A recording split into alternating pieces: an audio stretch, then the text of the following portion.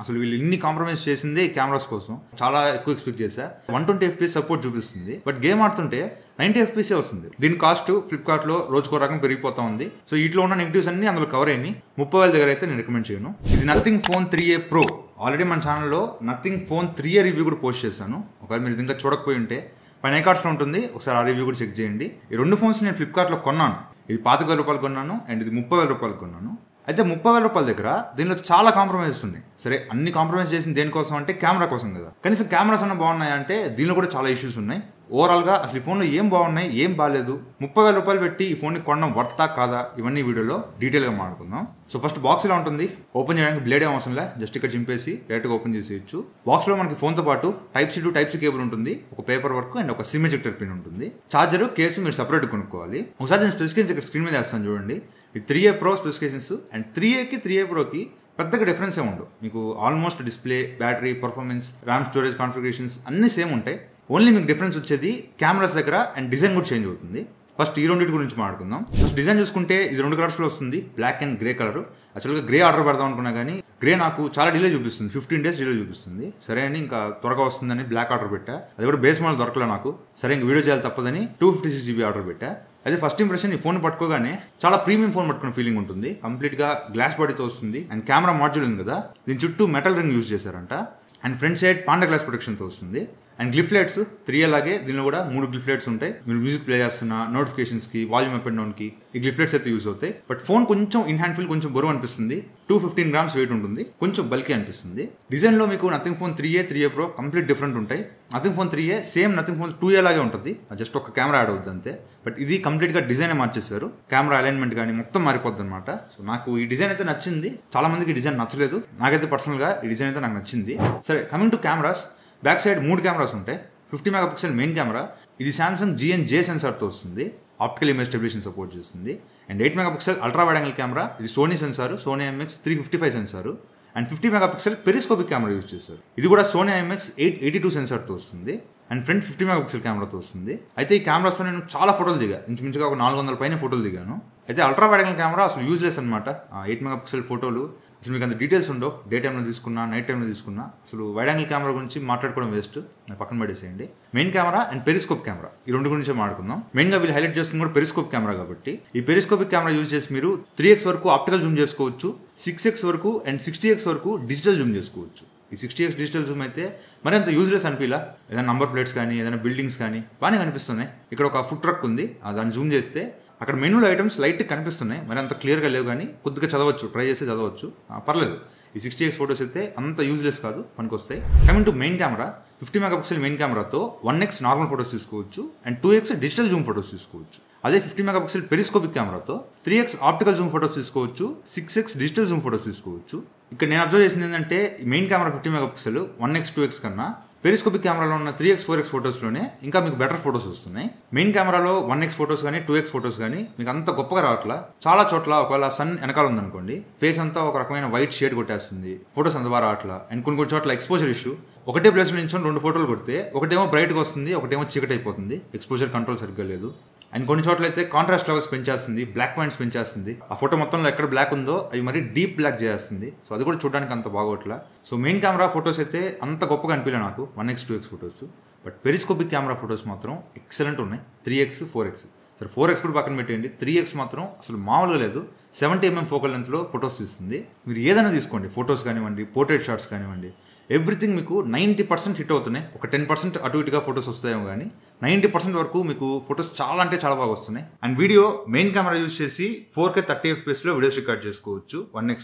Video quality అయితే చాలా బాగుంది, డీటెయిల్స్ కూడా చాలా బాగా తీసుకుంటుంది, కలర్స్ ఎవ్రీథింగ్ బాగానే ఉన్నాయి. డే టైంలో అండ్ నైట్ టైంలో కూడా మీకు డీటెయిల్స్ చాలా బాగా తీసుకుంటుంది. వీడియో క్వాలిటీ అయితే మెయిన్ కెమెరాలో చాలా బాగుంది. కాకపోతే ప్రాబ్లం ఏంటంటే పెరిస్కోపిక్ కెమెరా దగ్గర నార్మల్గా మీరు 4K క్వాలిటీలో 3x జూమ్కి వెళ్తే పెరిస్కోపిక్ కెమెరా యాక్టివేట్ అవ్వట్లేదు, మెయిన్ కెమెరానే 3xకి డిజిటల్ జూమ్ అవుతుంది. సో ఈ డిజిటల్ జూమ్ చేసి 4K రికార్డ్ చేస్తే మీకు క్వాలిటీ అంత బాగోదన్నమాట. డిజిటల్ జూమ్ అని ఈజీగా అర్థమైపోద్ది, మొత్తం నాయిస్ వచ్చేస్తూ ఉంటుంది మీకు డే టైంలో కానీ నైట్ టైంలో కానీ, క్వాలిటీ అంత బాగోదు. మీరు పెరిస్కోపిక్లోనే రికార్డ్ చేయాలనుకుంటే మాక్సిమం 1080p 30 FPS మాత్రమే సపోర్ట్ ఉంది. 1080p క్వాలిటీ కాబట్టి మీకు అంత గొప్పగా ఉండదు. పెరిస్కోపిక్ కూడా 4K ఇచ్చుంటే చాలా బాగుండేది. ఇక్కడ మాత్రం నేను కొంచెం డిసప్పాయింట్ అయ్యాను. అండ్ దీనిలో బొకే వీడియో ఆప్షన్ లేదు, అంటే బ్యాక్గ్రౌండ్ బ్లర్ అయ్యి వీడియో రికార్డ్ చేసుకోవాలంటే దీనిలో ఆప్షన్ లేదు. అండ్ నైట్ టైం చూసుకుంటే ఫొటోస్ 1x ఫొటోస్ చాలా బాగా వస్తున్నాయి, 2x ఫొటోస్ డిజిటల్ జూమ్ కాబట్టి మీకు అంత బాగా రావట్లా, అండ్ 3x ఫొటోస్ ఎక్సలెంట్ వస్తున్నాయి, అండ్ 4x డిజిటల్ జూమ్ కాబట్టి సాఫ్ట్ అయిపోతున్నాయి. సో 1, 3 ఈ రెండే చూసుకోండి, 2x 4x లైట్ తీసుకోవచ్చు. 1, 3 మాత్రం చాలా బాగా వస్తున్నాయి. 3x ఫొటోస్ అయితే చెప్పక్కర్లా, ఈ పెరిస్కోపిక్ కెమెరాతో ఫొటోస్ ఎక్సలెంట్గా వస్తున్నాయి. ఈవెన్ 1x ఫొటోస్ కన్నా 3x ఫొటోస్లోనే స్కిన్ టోన్ చాలా న్యాచురల్గా చూపిస్తుంది. అండ్ పోర్ట్రేట్ షాట్స్ కూడా 1x పోర్ట్రేట్స్ 3x పోర్ట్రేట్స్ చాలా బాగా వస్తున్నాయి. 3x పోర్ట్రేట్స్ అయితే అసలు చెప్పక్కర్లా ఎక్సలెంట్ వస్తున్నాయి. నైట్ టైంలో కూడా చాలా మంచి ఫొటోస్ క్యాప్చర్ చేస్తుంది. బట్ కొన్ని చోట్ల ఏమవుతుందంటే సరిగ్గా బ్లర్ చేయట్లేదు. ఇక్కడ నేను నించున్నా కదా, వెనకాల ఆ బ్రిడ్జ్ మొత్తాన్ని బ్లర్ చేసింది, బట్ కింద ఇక్కడ చూడండి ఈ ఏరియాలో అంతా అసలు బ్లరే చేయలేదు. ఇట్లా కొన్ని చోట్ల మిస్ చేస్తుంది బ్లర్ చేయడం నైట్ టైంలో, బట్ డే టైంలో మాత్రం చాలా బాగా చేస్తుంది. ఓవరాల్గా ఇన్ని ఫొటోస్ తీసాక 400 ఫోటోలు పైన తీసిన తర్వాత నాకు అర్థమైంది ఏంటంటే 1xలో అంటే మెయిన్ కెమెరాలో ఫొటోస్ బాగా అట్లా వీడియోస్ చాలా బాగా వస్తున్నాయి. అదే పెరిస్కోపిక్ కెమెరాతో 3xలో ఫోటోలు పోర్ట్రేట్ షాట్స్ చాలా బాగా వస్తున్నాయి, వీడియో సరిగ్గా రావట్లా. అండ్ ఫ్రంట్ 50 మెగాపిక్సెల్ కెమెరాతో వస్తుంది. 50 మెగాపిక్సెల్ అంటే నేను చాలా ఎక్కువ ఎక్స్పెక్ట్ చేశా, బట్ అంత గొప్పగా లేదు.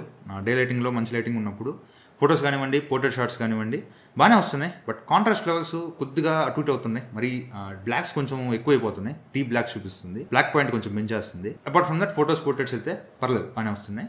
And video front camera use చేసి 4K 30 FPSలో వీడియోస్ రికార్డ్ చేసుకోవచ్చు.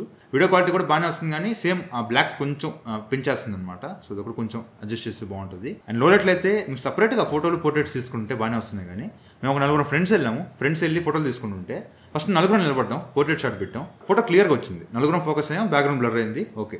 మళ్ళీ నెక్స్ట్ అక్కడే నుంచి ఇంకో ఫోటో కొట్టాను, 2 బ్లర్ అయ్యారు, 2 క్లియర్గా కనిపిస్తున్నారు. మళ్ళీ ఇంకోసారి ఫోటో తీస్తే నేను ఒక్కనే ఫోకస్ అయ్యా, ఇలా 3 బ్లర్ అయిపోయారు అనమాట. అట్లా వచ్చింది. సో పోర్ట్రేట్ షాట్స్ ఫ్రంట్ కెమెరాలో కొన్ని అప్డేట్స్ అయితే అవసరం, సరిగ్గా డిటెక్ట్ చేయట్లా పర్సన్స్ని. అండ్ వీడియో కూడా 4K 30 FPSలో వీడియో క్వాలిటీ పర్లేదు, కొద్దిగా షేక్ అవుతుంది కానీ పర్లేదు. బట్ 50 మెగాపిక్సెల్ అంటే నేను ఇంకా ఎక్కువ ఎక్స్పెక్ట్ చేశా.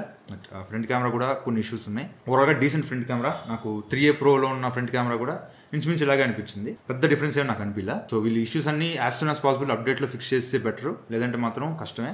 ఈ డిజైన్ అండ్ కెమెరా తప్పితే రిమైనింగ్ మొత్తం మీకు నథింగ్ ఫోన్ 3A. ఒకసారి నథింగ్ ఫోన్ 3A రివ్యూ చూసినా మీకు అర్థమైపోద్ది. మీకు మరీ అంత డీటెయిల్గా చెప్పట్లా, ఈ ఫోన్ రివ్యూలో డీటెయిల్గా చెప్పా. అలా కాకుండా సింపుల్గా పైన చూసుకుంటూ వెళ్ళిపోదాం. డిస్ప్లే ఇది 6.77 inches full HD plus AMOLED డిస్ప్లేతో వస్తుంది, 120Hz రిఫ్రెష్ రేట్ సపోర్ట్ చేస్తుంది. డిస్ప్లే క్వాలిటీ బాగానే ఉంది, బట్ 30,000 ప్రైస్లో ఫుల్ హెచ్డీ ప్యానల్ అనేది నేనైతే యాక్సెప్ట్ చేయలేను. అట్లీస్ట్ 1.5K ప్యానల్ ఖచ్చితంగా ఇవ్వాలి. అది కాకపోయినా కనీసం LTPO ప్యానల్ ఇవ్వాలి. LTPO ప్యానల్ కూడా కాదు ఇది. సో ఇక్కడ మేజర్ కాంప్రమైజ్ అనిపిస్తుంది. Peak brightness 3000 nits peak brightness వస్తుంది, సన్లైట్ విజిబిలిటీ ప్రాబ్లం లేదు. కానీ ప్యానలే మార్చాల్సింది, 1.5K ప్యానల్ ఇచ్చుంటే చాలా బాగుండేది. సరే 3Aలో ఫుల్ హెచ్డీ ఇచ్చారంటే వదిలేసేయండి. ప్రోలో ఉన్న 1.5K ఇచ్చుంటే కొంచెం బాగుండేది అని నా ఫీలింగ్. దీనిలో కూడా బెజల్స్ చాలా థిక్గా ఉన్నాయి, సేమ్ నథింగ్ ఫోన్ 3A లాగే బెజల్స్ లావుగా కనిపిస్తున్నాయి. అండ్ స్టీరియో స్పీకర్స్ వస్తుంది, డాల్బీ అట్మాస్ సపోర్ట్ లేదు, అండ్ డాల్బీ విజన్ సపోర్ట్ కూడా లేదు డిస్ప్లేకి. సో సౌండ్ క్వాలిటీ అయితే బాగానే ఉంది, లౌడ్గానే ఉంది, బట్ డాల్బీ అట్మాస్ కూడా ఇచ్చుంటే కొంచెం బాగుండేది. కమింగ్ టు ప్రాసెసర్, ఇది స్నాప్డ్రాగన్ 7S Gen 3 ప్రాసెసర్తో వస్తుంది.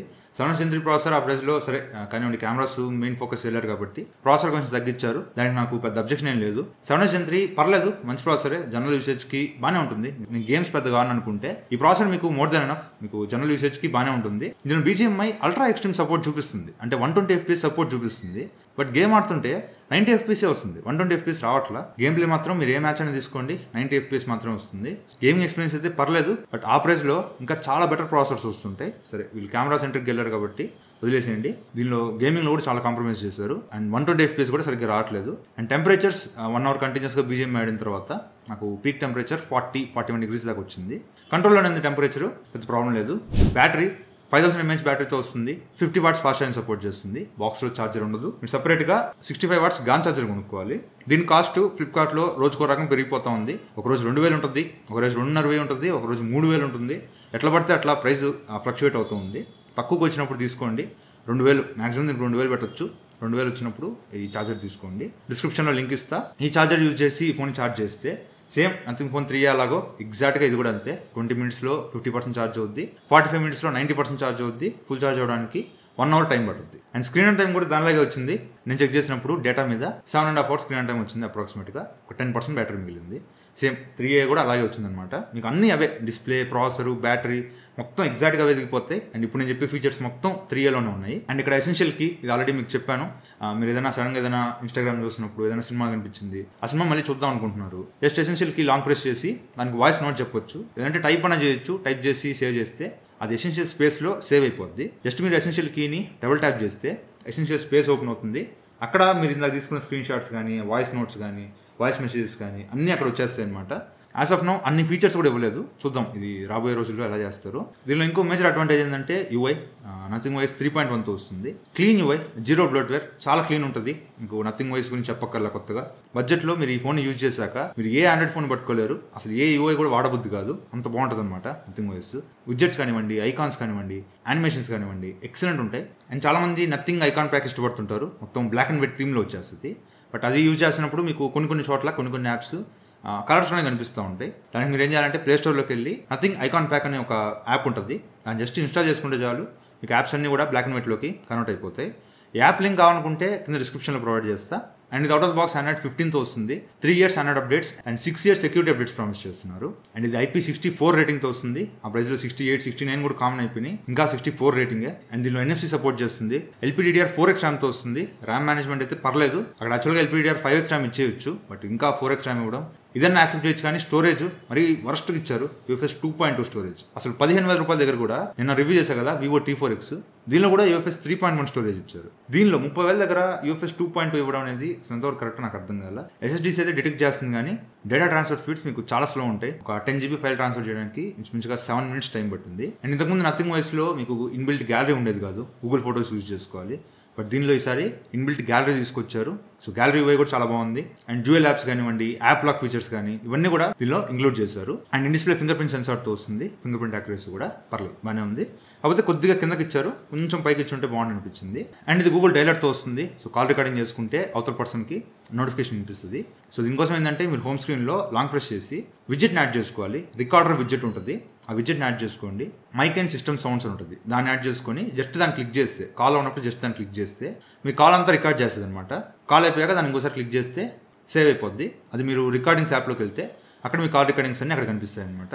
సో ఇలా రికార్డ్ చేసుకుంటే అవతల పర్సన్కి కాల్ రికార్డింగ్ నోటిఫికేషన్ వినిపిదు. సో ఇది ఫోన్ గురించి అయితే. Coming to pricing, 8 GB RAM 128 GB model 29,999, 30,000 రూపాయలు లాంచ్ చేశారు. కార్డ్ ఆఫర్ 2,000 రూపాయలు కార్డ్ ఆఫర్ ఉన్నా కూడా మళ్ళీ ఛార్జర్కి ఇంకో 2,000 పెట్టాలి, కాబట్టి నేను అసలు కార్డ్ ఆఫర్స్ ఇంక్లూడ్ చేయట్లా. ఎండ్ ఆఫ్ ద డే అదే ప్రైస్కి వస్తారు. బేస్ మోడల్ 30,000 రూపాయలు ఉంది. 8 GB ర్యామ్ 256 GB మోడల్ 32,000 రూపాయలు ఉంది. 12 GB ర్యామ్ 256 GB మోడల్ 34,000 రూపాయలు ఉంది. సరే ఆ హైన్ మోడల్స్ అన్న వదిలేసేయండి. బేస్ మోడల్ 30,000 రూపాయలు. 30,000 రూపాయలకి అసలు దీనిలో ఏముందని? పాజిటివ్స్ అంటే యూఐ, యూజర్ ఇంటర్ఫేస్ చాలా బాగుంది, దాన్ని ఎవరైనా ఒప్పుకోవాల్సిందే. యూఐకి ఒక పాయింట్ ఇచ్చేయచ్చు.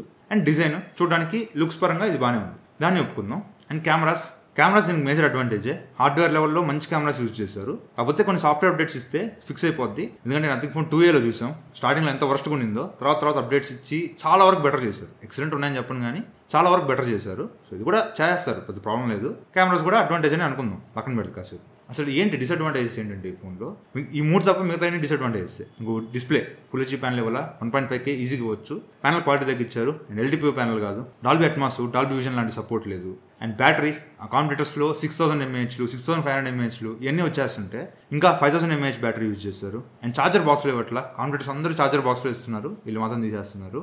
ఇవన్నీ పక్కన పెట్టినా స్టోరేజ్ UFS 2.2 స్టోరేజ్ అసలు 25,000కే నేను దాన్ని ఒప్పుకోవాలా అంటే, అది 30,000 దగ్గర అస్సలు యాక్సెప్ట్ చేయలేము. సో ఇన్ని కాంప్రమైజ్ పెట్టుకొని 30,000 రూపాయలకి ఫోన్ కొనొచ్చా అంటే నేనైతే రికమెండ్ చేయను. దీనికన్నా Realme 14 Pro Plus చాలా బెటర్ ఆప్షన్. మీకు దానిలో దీనికన్నా better display, 1.5K LTPO AMOLED display ఉంటుంది, క్వాడ్ కర్వ్ డిస్ప్లే ఎక్స్పీరియన్స్ దీనికన్నా అది చాలా బాగుంటుంది. అండ్ సేమ్ ప్రాసెసర్తో వస్తుంది. కెమెరాస్ కూడా దానిలో వాడిన సెన్సార్స్ దీనిలో కూడా వాడింది, ఫొటోస్ వీడియోలు చాలా బాగా వస్తాయి. అండ్ బ్యాటరీ కూడా దీనికన్నా చాలా ఎక్కువ, 6,000 mAh battery, 80 watts fast charging, బాక్స్లోనే ఛార్జర్ కూడా ఉంటుంది. అండ్ స్టోరేజ్ కూడా UFS 3.1 స్టోరేజ్. సో వీటిలో ఉన్న నెగిటివ్స్ అన్ని అందులో కవర్ అయినాయి. కాకపోతే దానిలో యూఐ మేజర్ డిసడ్వాంటేజ్. యూఐ మీకు రియల్మీలో అంత గొప్పగా ఉండదు అనమాట, దీనిలో చాలా బాగుంటుంది. అండ్ దానిలో లుక్స్ కూడా అంత బాగోదు, దీనిలో లుక్స్ చాలా బాగుంటుంది. అండ్ అది కూడా దీనికన్నా 2,000 తక్కువకే వస్తుంది ఆ ఫోన్. సో ఎవరికైతే నాకు కెమెరాస్ మెయిన్ ప్రియారిటీ అనుకుంటారో వాళ్ళు Realme 14 Pro Plus కూడా పిక్ చేసుకోవచ్చు, దానిలో కూడా కెమెరాస్ చాలా బాగుంటాయి. బట్ లుక్స్ అండ్ యూఐ కూడా నేను మెయిన్ ప్రియారిటీ ఇస్తాను. నాకు లుక్స్, యూఐ, కెమెరాస్ చాలా బాగుండాలి. నేను గేమ్స్ పెద్ద అని అనుకుంటే ఈ ఫోన్ని కన్సిడర్ చేయొచ్చు, కానీ 30,000 దగ్గర అయితే నేను రికమెండ్ చేయను. ఇది వెరీ సూన్ ప్రైస్ కట్ అవుద్ది. ఒక 2 సేల్స్ పడ్డాయంటే ఇంకా తక్కువకి వస్తుంది, ఒక 26, 25 ఆ ప్రైస్లో వచ్చిందంటే మాత్రం ఇది ఖచ్చితంగా తీసుకోవచ్చు. ఆ టైంకి అప్డేట్స్ చాలా చేసి కెమెరాస్ కూడా ఫిక్స్ చేస్తారు కాబట్టి ఒక 25-26,000లో కొనొచ్చు, కానీ 30,000 దగ్గర నేను ఇదైతే రికమెండ్ చేయను, అంత వర్త్ కూడా కాదు. సో ఇది వాళ్ళ వీడియో అయితే. ఈ వీడియో మీరు నచ్చితే లైక్ చేయండి, షేర్ చేయండి, కామెంట్ చేయండి, ఛానల్ సబ్స్క్రైబ్ చేసుకో మాత్రం మర్చిపోకండి. Thank you friends, watching. Bye, జై హింద్.